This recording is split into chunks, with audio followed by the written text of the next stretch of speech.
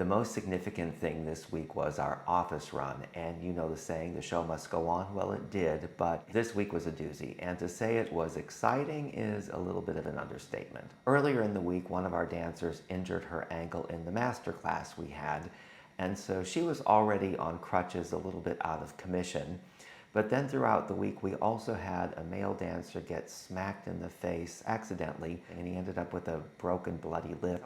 Another guy, in a completely unrelated incident, bumped into something and chipped a tooth. We had another cast member come down with a bout of food poisoning, so we were in some really dire straits. And I don't want to tell tales out of school, but while we were having our own problems, the company on the ship was also having a spate of injury and illness. And they had enough people out that they really weren't able to perform the show. So we ended up having to send some of our actors out to save the day.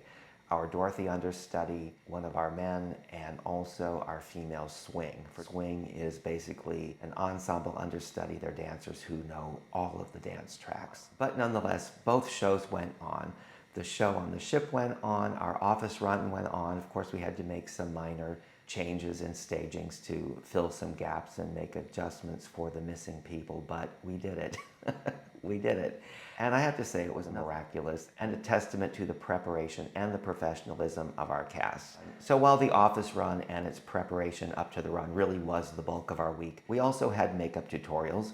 Of course, there is a lot of specialty makeup in the show, not so much for the Great Oz, but I still had to be there and be told how I was to make myself up.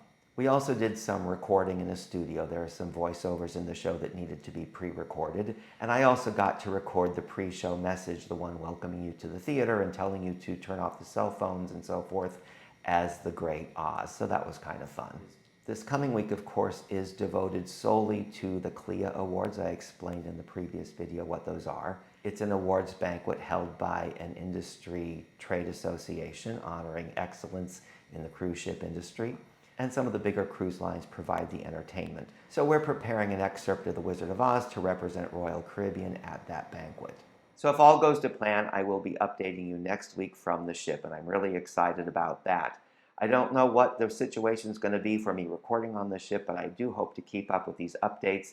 So make sure to follow Broadway Barfly across all social media platforms, especially Facebook and Instagram, where I post more frequently between the videos. So until the next time.